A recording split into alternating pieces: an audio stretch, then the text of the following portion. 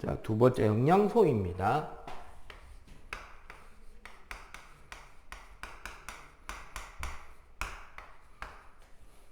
자, 영양소라고 하는 것은 자, 기본적으로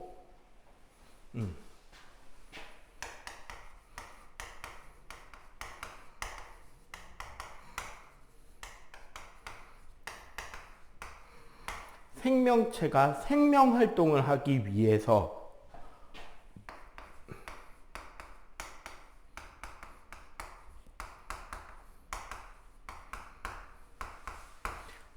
몸 밖에서 획득하는 물질이고요.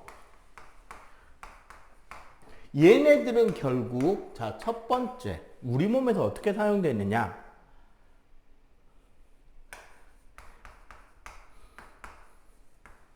에너지원으로 쓰이는 경우가 많고요. 두 번째,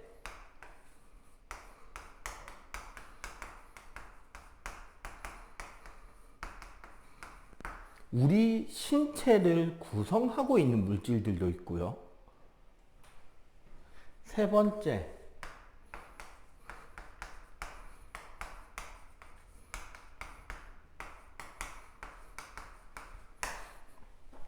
자, 물질 대사라 해가지고 우리 사람의 몸, 생명체의 몸에서 일어나는 각종 화학적인 반응을 물질 대사 혹은 에너지 대사라고 합니다.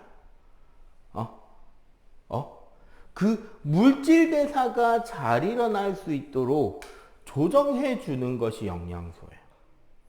이 세 가지 중에 한 가지 이상의 역할을 담당하게 되면 우린 그걸 뭐라고 부른다? 영양소라고 합니다. 이해가 되죠, 일단?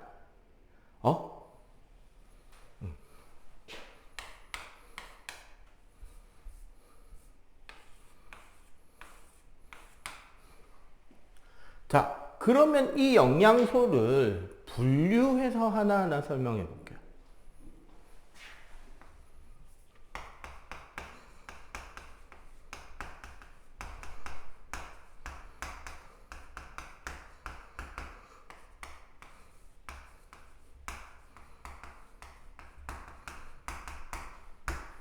영양소를 구분해서 분류하게 되면 첫 번째가 3대 영양소라고 해서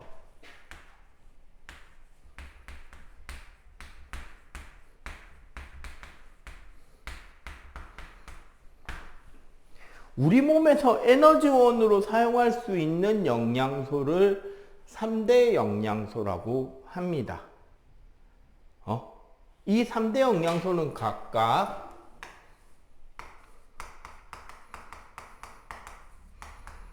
탄수화물과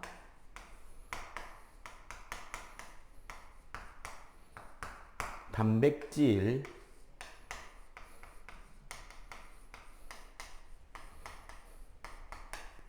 지방이 있어요. 선생님 앞에 중성지방이라고 썼잖아. 그지?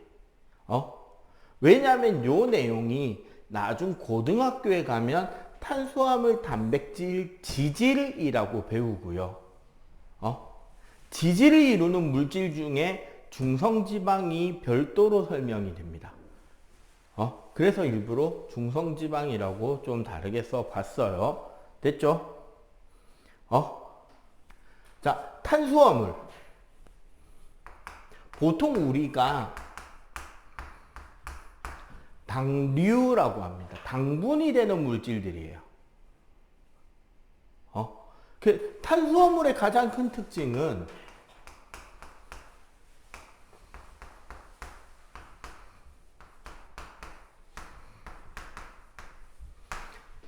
사실 에너지원으로 사용하는 가장 대표적인 물질이 탄수화물입니다. 그러다 보니까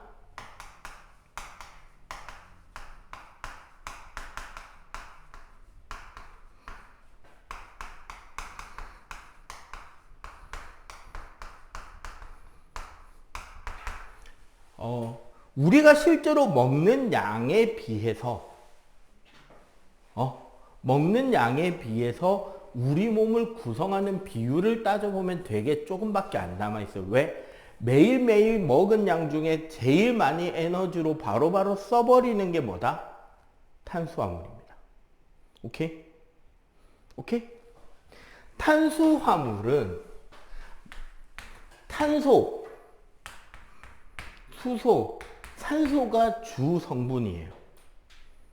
요거는 우리가 아마 다음 주 혹은 다다음 주쯤 배우게 될 배설에서 다시 한번 이 성분 원소들에 대한 언급이 나올 거예요. 기억해 주셔야 됩니다. 탄소, 수소, 산소가 되고, 자, 에너지로 사용된다 그랬죠?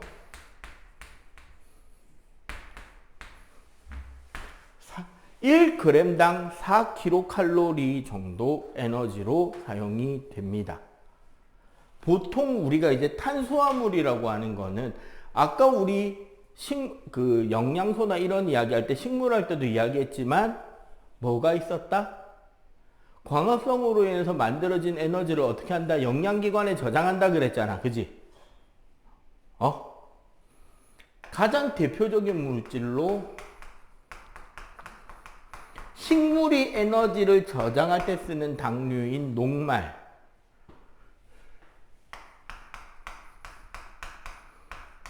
동물의 경우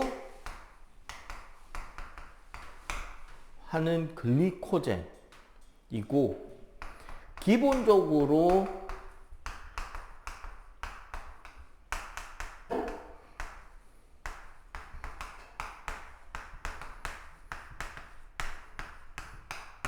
단당류, 포도당이라고 하는 물질이 가장 주 성분이 됩니다. 무슨 소리다? 포도당이라고 우리가 보통 육각형으로 많이 그리는데 C6H12O6잖아요. 포도당 우리 화학식이. 우리 광합성과 호흡할 때 이야기했었잖아.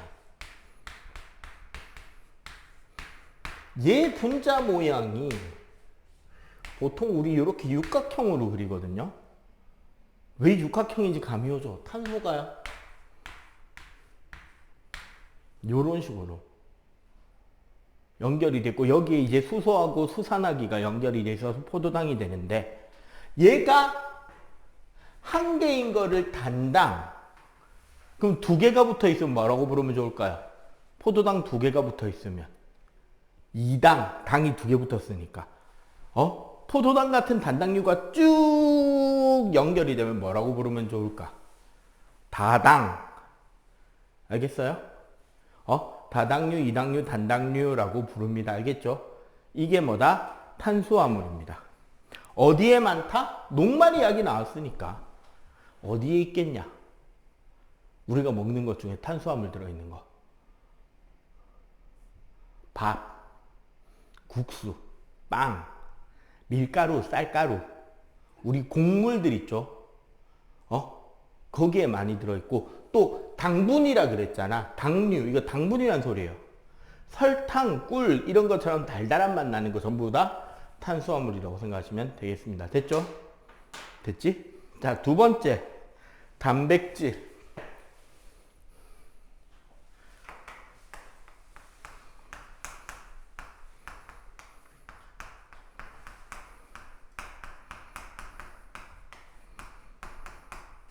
우리 몸의 가장 중심이 되는 구성 성분입니다.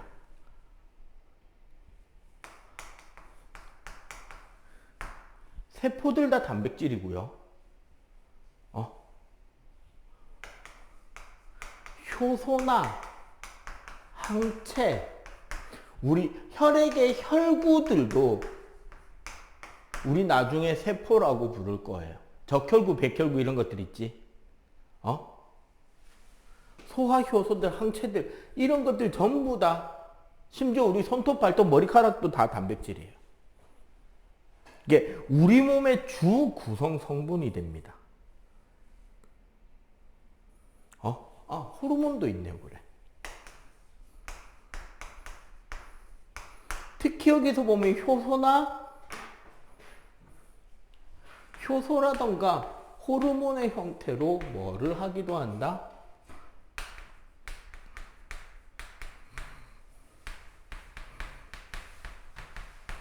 우리 몸의 물질 대사를 조절해 주기도 합니다. 단백질의 경우는 그 구성 성분이 탄소, 수소, 산소 말고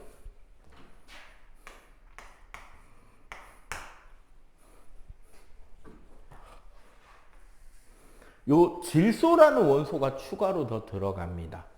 나중에 배설해서 우리가 요소, 즉 오줌의 주성분인 암모니아가 만들어지고 암모니아를 요소로 바꾸게 되는데, 그런 걸 만들게 되는 이유가 결국은 단백질의 이 질소 성분 때문이라고 생각하시면 되고요.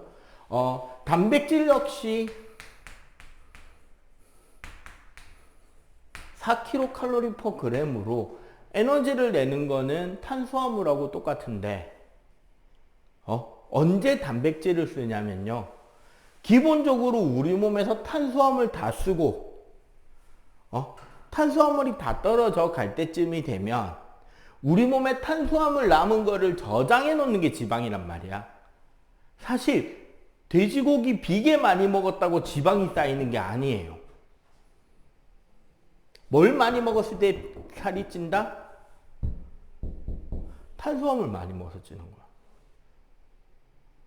그리고 지금 여러분들 날씬하다고 긴장 풀고 있으면 안 됩니다. 나도 중학교 때 너희들처럼 날씬했다고, 중고등학교 때는. 너희들이 지금 뭐 해요?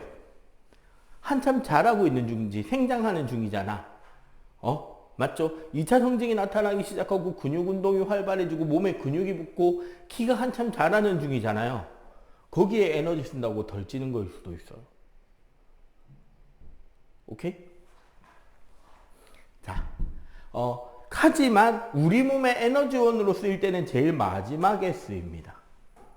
그리고 특히 여러분들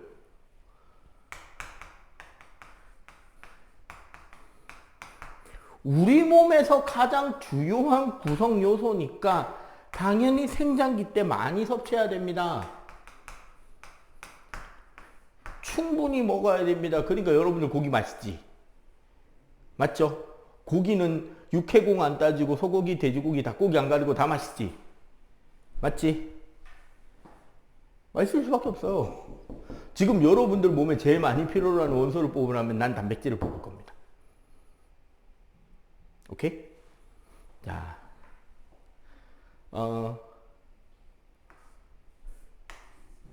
육류나 어류, 그리고 식물에 콩에 들어있는 경우가 많아요. 오케이? 자, 요런 데 들어있고,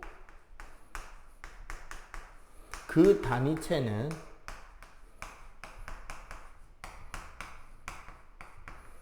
아미노산입니다.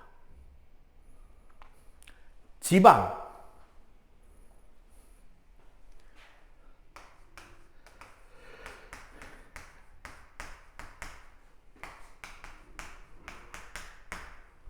우리 몸에서 에너지를 저장해 두고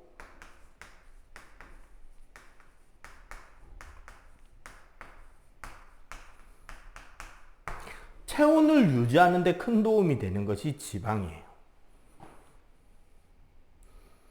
펭귄 다리는 짧나요, 긴가요? 진짜? 엑스레이 본 적 있어? 펭귄 엑스레이? 좀 이따 쉬는 시간에 검색해 보세요. 깜짝 놀랄 겁니다. 정확하게 말하면 펭귄의 다리는 매우 깁니다. 긴데요. 펭귄은 왜 우리가 볼 때 다리가 짧아 보이냐? 엑스레이를 찍으면 허리가 여기까지 있어. 진짜 다리가 여기서부터 여기까지야. 단지 펭귄은 춥잖아, 남극이. 거기에 펭귄은 물속을 헤엄치면서 먹이 활동을 하잖아요. 그 추운 남극 바닷물에 뛰어들어야 되잖아. 춥잖아. 그러니까 어떻게 돼? 이따 뱃살이 발목까지 터진 거예요. 그 한겨울 엄청 추울 때 우리 롱패딩 입고 저기 발목 끝까지 이렇게 다 잠그고 요래 댕기잖아. 펭귄이 그러고 댕기는 거야. 여러분들 잘 봐봐. 추운 지방에 사는 동물일수록 살이 말라 있어요, 쪄 있어요? 뒤룩뒤룩 살쪄 있죠. 곰도 그렇고 사슴도 그렇고. 왜? 우리 몸의 체온을 유지하기 위해서 몸의 체지방을 저장해 놓는 겁니다. 왜? 또 먹이가 언제 구해질지 모르잖아. 맞지?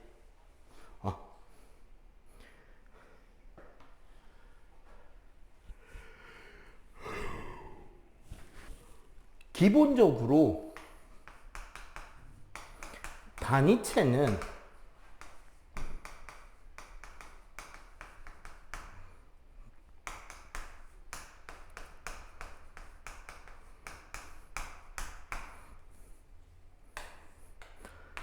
지방산과 글리세롤이라고 단위체가 되어 있는데, 요거 다음 단원인 소화 챕터에서는 지방산 2개와 모노글리세이드라고 배울 거예요. 왜 그러냐면 요 네모난 모양이 글리세롤이라는 물질인데, 여기에 요런 긴 사슬 모양의 지방산이 3개가 달려있는 형태로 분자가 만들어집니다. 근데 얘가 소화가 되잖아?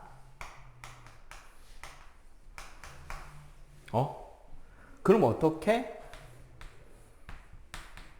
글리세롤에 한 가닥은 붙어 있고 두 가닥은 떨어져 나오게 돼요. 오케이? 그래서 얘를 지방산과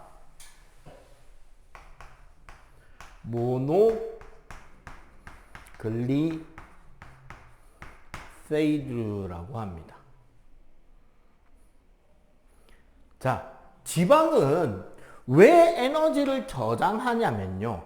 저장하는 데 쓰이냐면 1g당 9kcal까지의 에너지를 낼 수 있게 해줍니다.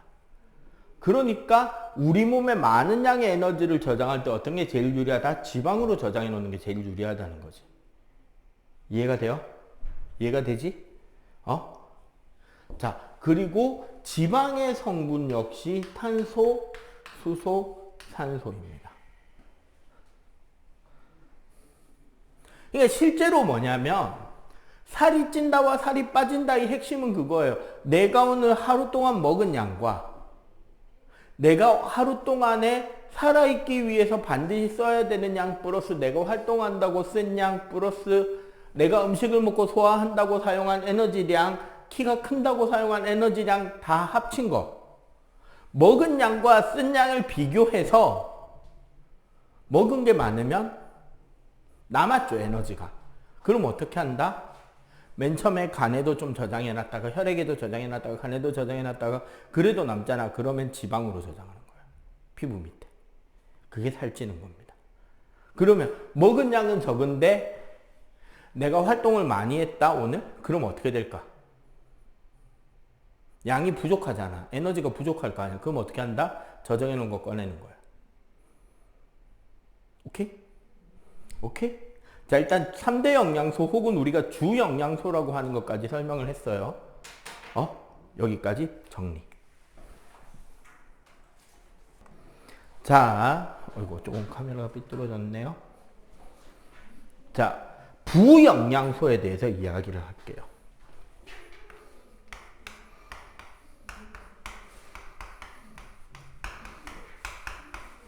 아까 우리 3대 영양소가 에너지원으로 사용이 되는 것이 핵심이다라고 이야기를 했다면 부영양소는 뭐다?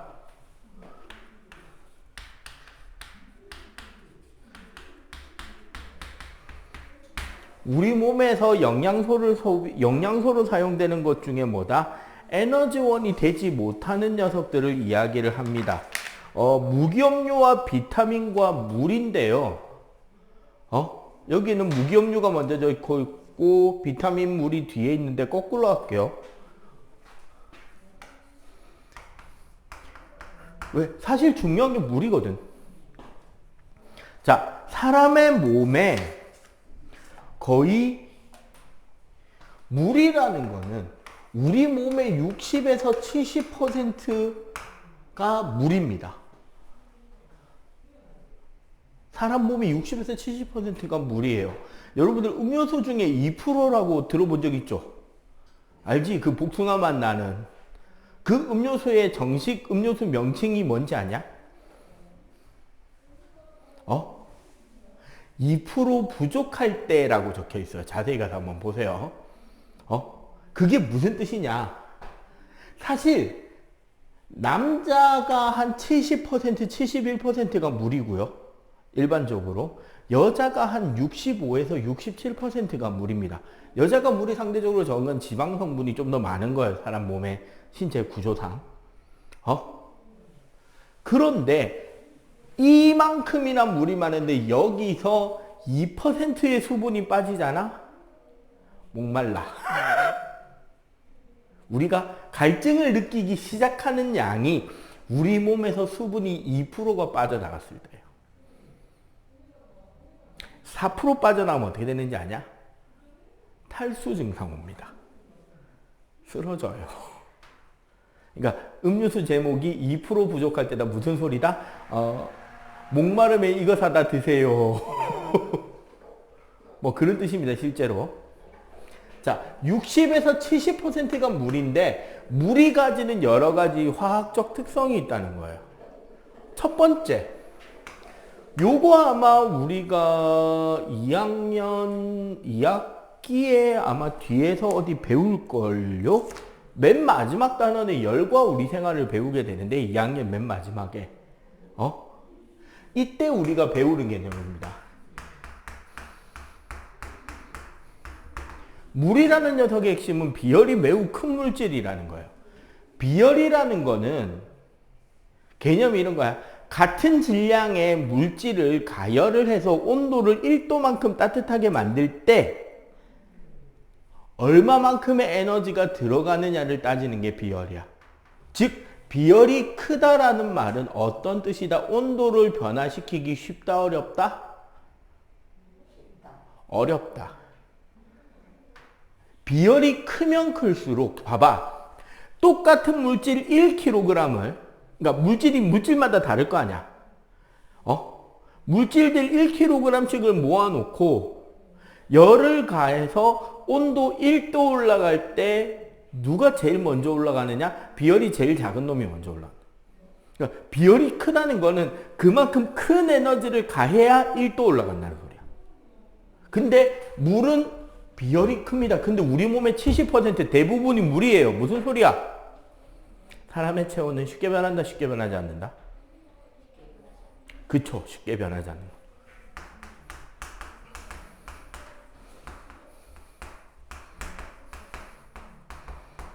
우리 몸의 체온을 유지하고 체온을 조절하는 건 매우 중요합니다.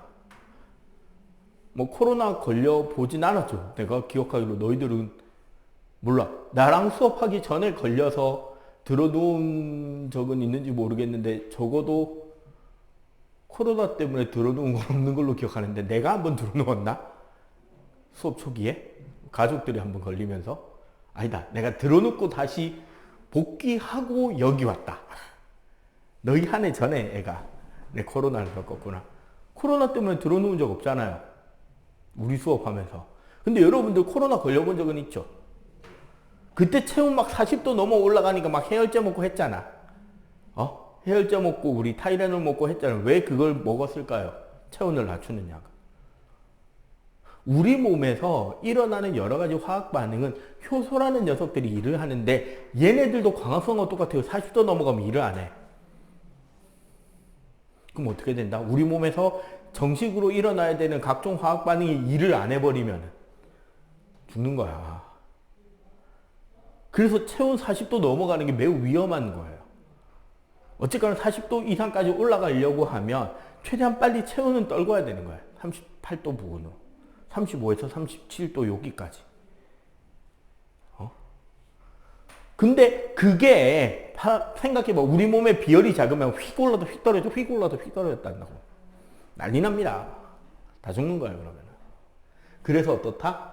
물은 비열이 크기 때문에 체온을 유지하는 데 매우 큰 도움이 됩니다. 그리고 두 번째,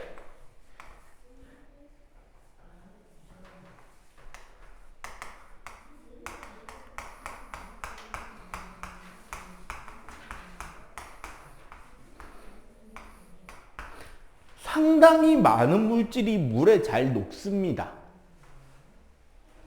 우리 몸에서 일어나는 대부분의 물질 대사는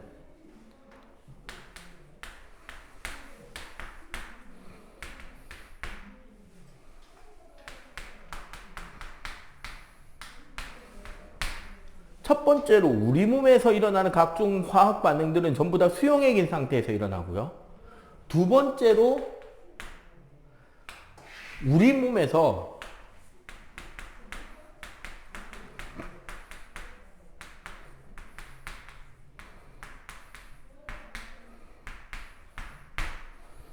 결국은 우리 몸에서 각각의 세포들이 제대로 일을 하려면 영양소와 산소를 각각의 세포에 정확하게 공급해야 되고 세포에서 만든 노폐물을 정확하게 몸 밖으로 빼내야 되잖아. 그럼 이거를 누군가는 계속 운반을 하고 있어야 되잖아요. 그죠? 맞지? 이 운반을 담당하는 녀석이 누구다? 물이에요.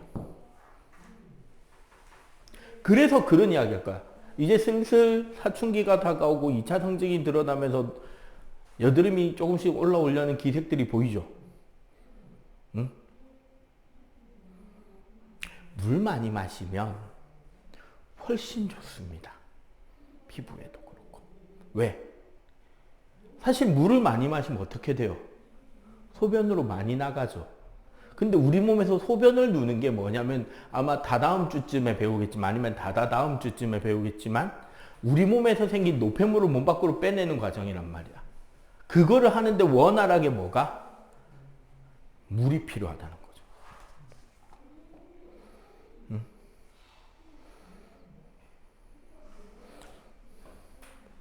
그래서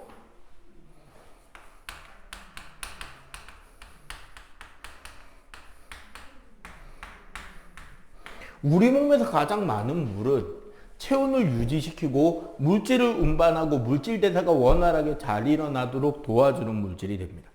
따라서 에너지원이 아니더라도 영양소라고 볼 수 있고 충분한 양의 물을 적절하게 꾸준히 많이 마시는 건 몸의 건강에 매우 도움이 되겠죠. 됐지?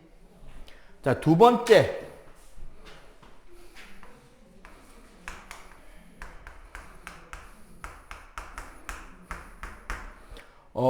무기염류라고 하는데 15쪽 밑에 보세요. 무기염류라는 건 사실 뭐냐면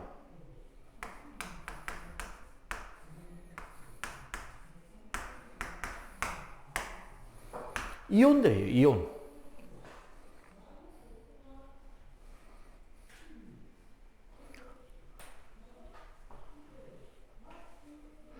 이온입니다. 물에 잘 녹겠죠. 맞지? 이런 거예요.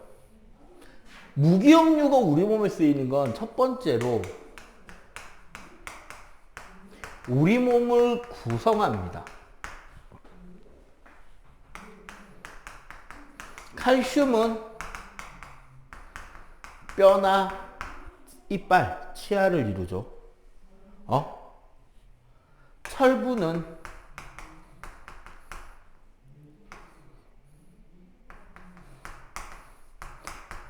우리 적혈구 속에 헤모글로빈이라는 물질이 들어있단 말이에요.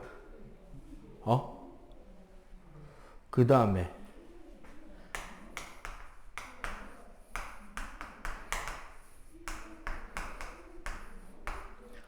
아이오딘은 호르몬을 구성합니다.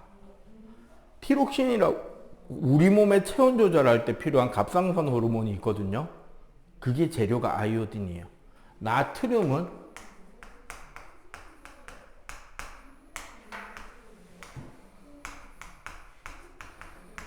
우리 몸의 체액 농도 조절을 하는데 필요해요.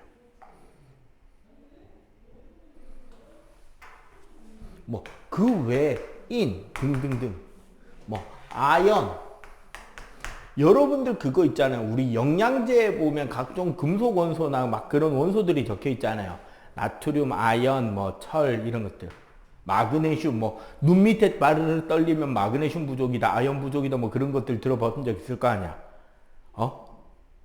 그게 종합 비타민제 보면 비타민 말고도 각종 금속성 영양소들이 많이 들어있잖아요. 그거 전부 다 뭐냐? 사실은 이온인 상태로 흡수하는 거예요. 빈혈 온다고 철분 부족하다고 쇳가루 씹어 먹으면 된다 안 된다? 돼요 안 돼요? 안 됩니다. 이온인 상태로 섭취하는 겁니다. 알겠지? 자, 그리고 세 번째.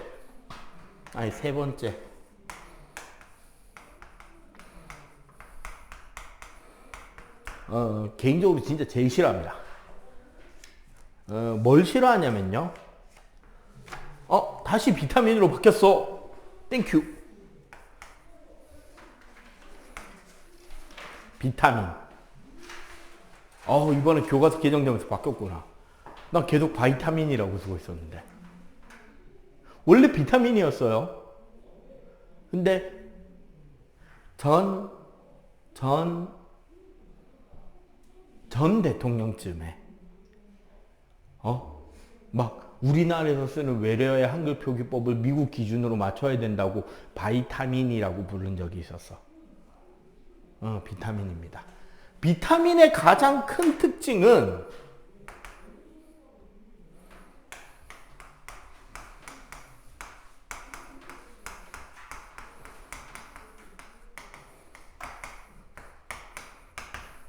우리 몸을 구성하는 물질이 아니에요.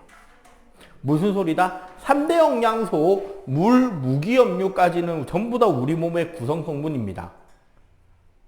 하지만 비타민은 구성 성분은 아니지만 어디에 도움이 된다?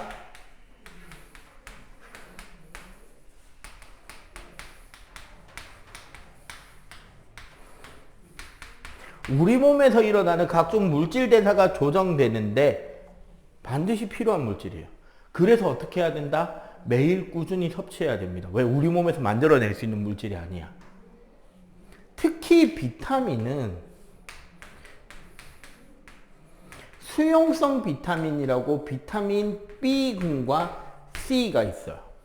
여기서 군이라고 적어 놓은 건 뭐냐면 B 시리즈를 말하는 거예요. B1, B2, B3, B4, B5, B6에서 뭐 B13, B14, B16까지 있어요. 더 있나? 내가 이쪽 전공이 아니라서 모르겠어요. 어쨌거나 졸라 많아요. 그냥 걔네들 통칭해서 B군이라고 하는 겁니다. B 시리즈라고 생각하면 되겠지.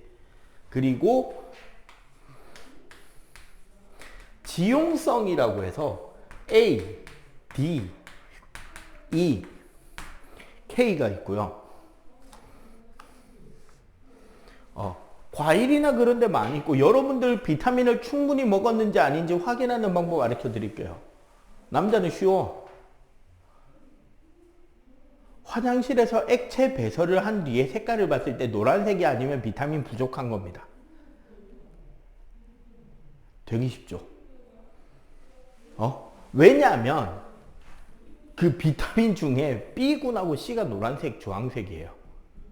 괜히 비타민 C, 비타민 사탕이나 비타민 그런 것들이 노란색이나 주황색을 띠는 게 아니라 얘네들 원래 색깔이 약간 그 색깔이야.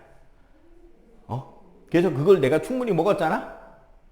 그러면은 우리 몸에서 배설물을 내보낼 때 수분하고 같이 녹아서 일부가 흘러나갑니다. 그러니까 뭐 해야 돼? 매일매일 뭐 해야 된다? 꾸준히 섭취해줘야 되는 거죠. 알겠어요? 근데 내 몸에 비타민이 부족하다 그러면 내버릴까 안 내버릴까? 못 버리겠죠. 맞지? 그러니까 그런 날은 더 먹어야 된다. 야채나 과일을. 오케이? 그리고 얘네들은 그렇기 때문에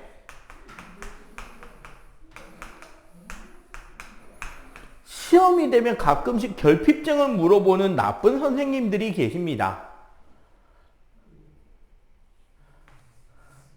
A가 결핍되면 야맹증. 밤이 어두울 때 잘 안 보여요. 유독 더 심하게. B1이 부족하면 각기병이라고 뼈마디가 굳어지고 근육에 힘이 빠져서 픽픽 쓰러져 죽는 병에 걸립니다.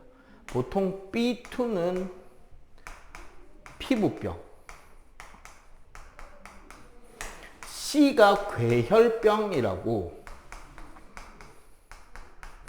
옛날 유럽에서 대항해 시대, 그러니까 장거리 항해를 멀리 하기 시작할 때쯤에 알려진 별이에요. 이빨과 잇몸 사이에 피가 나고 몸에 반점이 생기고 픽픽픽 쓰러져 죽어요. 치료 방법은 라임 주스를 마시는 거였어요. 비타민C가 풍부한 그 라임이라고 그 밀감 비슷한 과일이 있거든. 그 요새 칠성 사이다 맛이나 펩시 제로 콜라에 보면 라임 플레이버 있죠? 그거 맛이에요. 그 다음에 비타민 D는 구루병이라고 꼽추가 됩니다. 허리가 휘는데. 왜냐하면 우리 몸에 비타민 D가 있어야 칼슘 흡수가 원활하게 돼요. 그럼 비타민 D가 부족하면 칼슘 흡수가 잘 안 되고 그럼 뼈가 약해지고 허리가 휘어진다.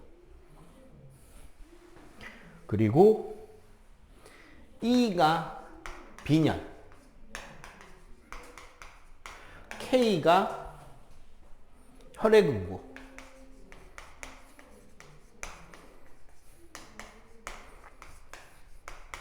뭐 이런 다양한 결핍증이 있기 때문에 어떻게 해야 된다? 꾸준히 섭취해 주는 게 맞다는 거죠. 자, 마지막. 자,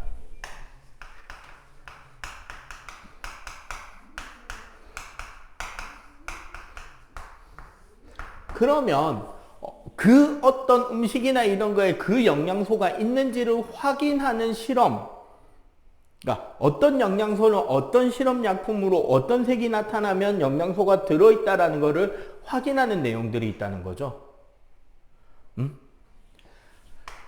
탄수화물은 두 가지로 구별됩니다. 녹말과요. 책에는 포도당이라고 돼 있는데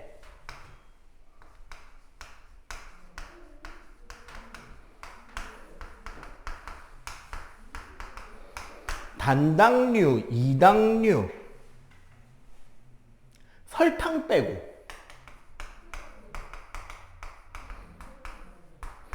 설탕을 제외한 단당류와 이당류 검출이 가능한 게 실험이 따로 있어요. 녹말은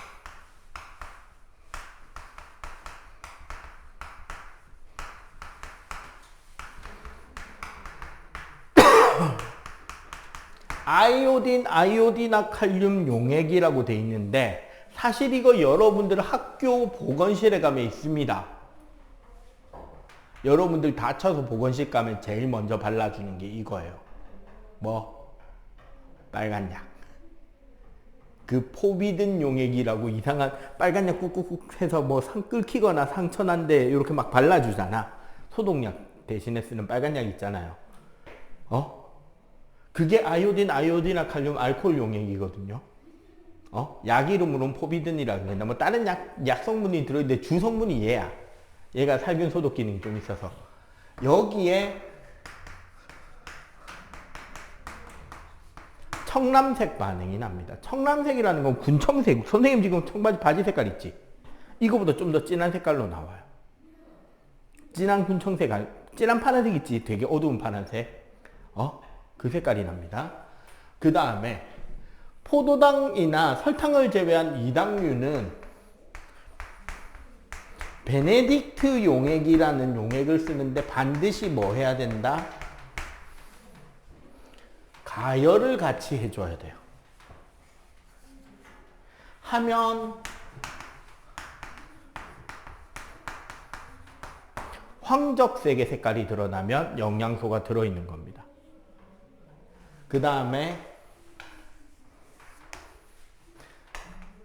단백질은 뷰렛 반응이라고 하는데 5% NaOH에 1% CuSO4 5% 수산화나트륨에 1% 황산구리를 합친 용액을 뷰렛 용액이라고 해요. 이 뷰렛 반응에서 보라색이 그리고 자 요거는 조금 우리가 더 배워두면 좋습니다. 지방은 수단3 용액으로 검출이 된다는데 정확하게는 수단3가 지방에 착색됩니다.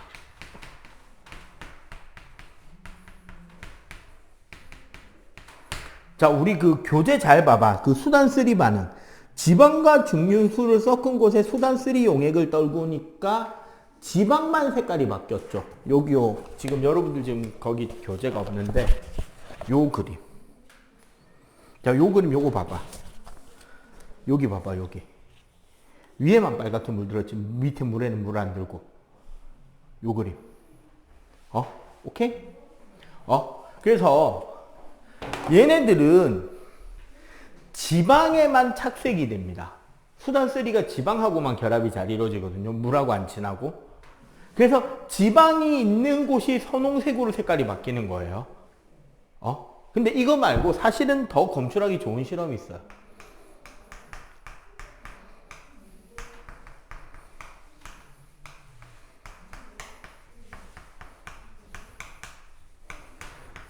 알코올 수용액, 물과 알코올을 섞어 놓은 용액에다가 지방을 떨어뜨리잖아? 그럼 뿌옇게 바뀝니다. 알코올에 탄소가 있는 쪽, 탄소랑 수소가 있는 쪽이 지방하고 엉기고 수산화기가 있는 곳이 물하고 친하거든요. 그래서 지방을 둘러싸는 알갱이들이 만들어져서 뿌옇게 바뀌어요. 그 다음에 종이를 투명하게 만듭니다. 여러분들 기름종이 있죠, 유산지. 기름종이 있죠, 유산지 알잖아요. 그거 보면 이렇게 보면은 뚜렷하게는 아니지만 건너편에 글자 같은 게 비쳐 보이잖아. 그게 뭐냐면 보통 종이는 그렇게 안 투명한 이유가 종이 섬유들 사이사이에 공기가 들어있어서 안 투명하거든요, 오히려. 근데 그 사이를 지방이 채워지게 되면 투명하게 비쳐 보이게 된다는 거예요. 이런 것들이 사실은 지방 검출에 대한 전체적인 내용입니다. 오케이? 자, 그러면 여기까지 정리하시면서 17, 요거 필기하고 17쪽 한번 풀어보세요.